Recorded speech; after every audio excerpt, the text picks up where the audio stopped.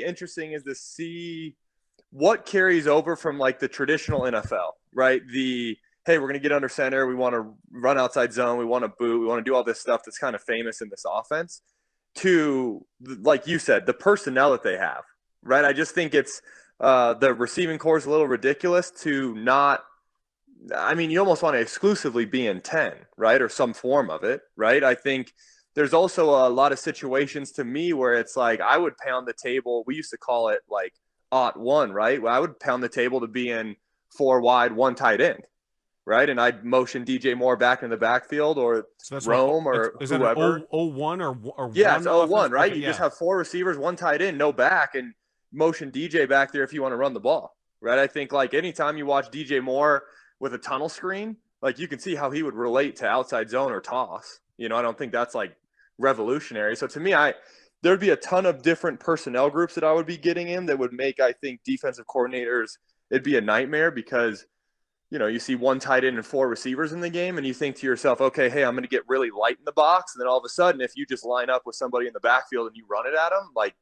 there's not a lot you can do if, a tight end's climbing up to your secondary and, who's supposed to be a linebacker is now all of a sudden a DB. So to me, it would be a lot of personnel groupings. I think Caleb, obviously, you watch his film and you think to yourself, man, there are so many things I can do with him. I do think I think as exciting as he's on tape, you still have to ease him into the NFL and not like, hey, let's just go ahead and make everything so complex and hard on the kid. Because at the end of the day, he is still going from the Pac-12, right, to an NFL defense, which are drastically different things from just a schematic standpoint of all the different looks they can give you. So I do think there's, still things that we have to ease him into the NFL game. What I will tell you, though, is if you get super creative formationally and personnel grouping, you then limit the defense, right? So just play it through in 10 personnel. You don't see that much true 10, right? 1 back, no tight end, 4 receivers in the league. You really don't see that much of it. So defensive call sheets will be limited against that group, right? So to me, there are certain ways that you can kind of simplify the defensive looks he's going to get based on what group we have out there and then formationally what we give him. When you broke down Caleb Williams, you were able to kind of give us a glimpse of what the Shane Waldron concepts, whether they can be married to what it is that Caleb Williams does. So when you went through the film, can you share with the folks that listen to the score on how this might work with those 2 guys? Yeah, I think the first thing that's so boring to hear about but jumps off is the quick game. Like Shane does a really good job he did a really great job of putting Geno in a position to play on time a majority of the times the ball hits him in the hand, right? Which is what you want as a quarterback. You don't want, we all get excited about the deep ones and the downfield shots, and we get excited about that, but 60% of the game hopefully is, hey, I'm playing on time and in rhythm, right? So he did a really good job of, those 1st and 10 plays or those P and 10, possession and 10, where it's like we're moving our feet forward, right? I thought that was great. You saw Seahawks, their quick game, and then USC. I mean, it was like there were certain teams they played. They came up here, played CU and Boulder, and it was like they saw so much off coverage that Caleb just took the underneath nonstop, and he was on time the whole time. So I think quick game jumped off at you. The ability to kind of isolate a receiver backside, which is what I think this Bears team has almost unlimited matchups doing. Like, just imagine for a second, right? Keenan Allen's the number 2 receiver to your left. DJ Moore's the number 1 receiver outside. You got 2 guys to the right, and you motion DJ Moore across the formation. You've gone from a balanced look, 2-by-2, to all of a sudden 3-by-1, and guess what? Your now slot player was on Keenan Allen, but now he's isolated backside one-on-one in a true who you would want to be your bona fide corner, but you're probably going to run your corner across with DJ Moore. So now all of a sudden you've got these backside shots, and I think they can get to it so creatively. I think we'll see a lot of what DK Metcalf was doing for the Seahawks, but you almost have 2 or 3 guys now with the Bears that can do it. So you're going to be able to get to those more creatively to create better matchups, which to me, USC did a ton of those isolated shots. And then the last thing too that I really enjoyed is kind of a nuance of the game, which is the high red. So not the true money zone, right? Not the true red zone where it's 20 and in, but that high red zone, right? 20 to kind of 35-yard line. The Seahawks were notorious for crossing midfield and taking a high red shot towards the end zone, and it it worked out a lot. And USC did that a ton too. So those are little things where I think Caleb will feel comfortable with high red shots, whereas some quarterbacks who come from a different college offense, right, they're conservative in that because, hey, there's a field goal potential, right? So you're a little more conservative. But he's played for an aggressive play caller from the high red, and I think Shane, really fits that as well. That's often a tight end skinny post seam route. Is Gerald Everett up to that task? I think so. I mean, I think it's like so hard for me with the Bears right now because if I'm being honest, it's like you just look at their receiving group, right? You look at the receivers now, and it's like hard for me to kind of get off of them, right? They're just like to me, I think that there's such an exciting group. But then, yeah, you look at Gerald. I think Cole still. I think he's a heck of a player. I think there's like they're just going to be able to get to so many different things, and we haven't even really touched on DeAndre coming over, right? So you have the Swift kid who I think is good out of the backfield, right? So it's like, I don't know. I think the personnel groupings are dang near unlimited. I think the challenge is going to be is to not get too crazy, right? I think you look at all these weapons and you start going like, hey, I'm going to have a personnel grouping for this, and I'm going to have plays for this.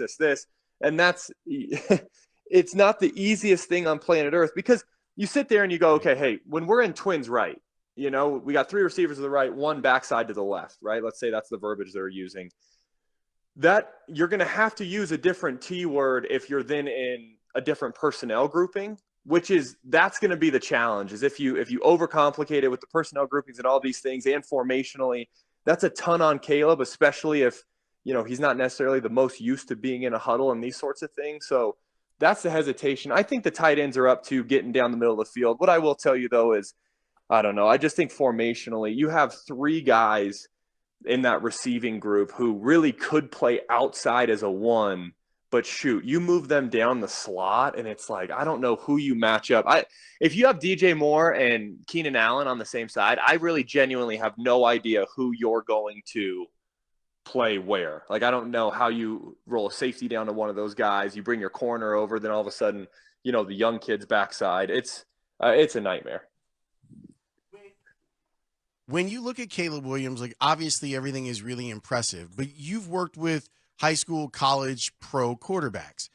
What is the thing that no matter what they do, he won't be ready for when he starts out in the pros? Or is there a way to get him ready for that thing that you're worried about? Yeah, a lot of it you'll have to try to cure through walkthrough. The number one thing he's not going to be ready for is how good defenders are at disguising, right? Like college guys, I used to joke about this. You walk up to the line of scrimmage in college and you see that linebacker and he's just standing perfectly still. It's like, he's blitzing, right? Like, it's not like these guys are bad actors at the college level. They sit there and it's like, they do everything to make you think they're not coming, and that's how they're coming, right? I mean, to me, it's like the college game is so different. Pros, these guys have been in the league, they've seen everything, they know how to make it seem like corner cat is coming, and in reality, we're just in cover 2, right? They know how to make those things look identical. That's going to be his hardest adjustment. The thing that I tell you, the only worry I have from Caleb at all when I was watching his games, doing that Bears video, is I do think there's a time and a place to be hyper aggressive with the football. And then there's also a time where we are going to have to, we put the ball in harm's way, not, infrequently, right? Now, part of that I think is he's trying to come back against certain teams. Like you're trying to come back against Notre Dame, or you're trying to come back against Oregon or Washington. Like those are tough situations to be in as a quarterback, right? You're going to push a little bit more. But what I will say is that would be my only thing that I think, I don't think he's going to come into the league and it's going to be a, single digit interception year. I do think his first year, he's going to throw some picks. It's going to come from, hey, let me test, this or that. Let me test my arm ability here. And I think that's okay. That's why they took him number 1 overall, right? Right. He's got to calibrate that anyway. Yeah. And he's going to, and it's not even just him, right? The Broncos get the Bo Nix kid. He's going to have to do it too, right? Everybody's going to have to do it. I just think Caleb, that's the only thing that I would tell you was worried some at all about me for tape. But what I'll tell you is what we're going from with Justin and kind of what I think, and I don't think this is Justin's fault. I think it's what the coaching staff got him to with being so careful with the football. I do think it's going to be a nice change of pace, having Shane calling the plays and then Caleb pushing the ball down the field. It seems fashionable among some elements of Bears fandom right now, Tim, to say, okay, well, this is all great. You got all these skill position guys, but what about the offensive line? When I hear you talk about the quick game and talk about the amount of talent, to what extent do you think it does obviate any line issues? A ton, right? Because you know how it is. If we hit you with 3 screens, or if we hit you with a tunnel and a quick game and then 2 screens, and you're a D end, and your first 2 plays you got cut down, and now you're worried about your knees for the rest of your career, and then the next 2 you think you have a free run at it, and guess what? We throw a screen behind you. Like, you're a bad rusher at that point, right? I think a lot of it has to come down to play sequencing. I think if they get into camp and they realize, listen, we can't hold up that well on 5 and 7 step drops, they're going to have to sequence it differently to where when we take shots, we move the pocket a little bit. Here's what I'll tell you is Seattle, I don't think they protected Geno well.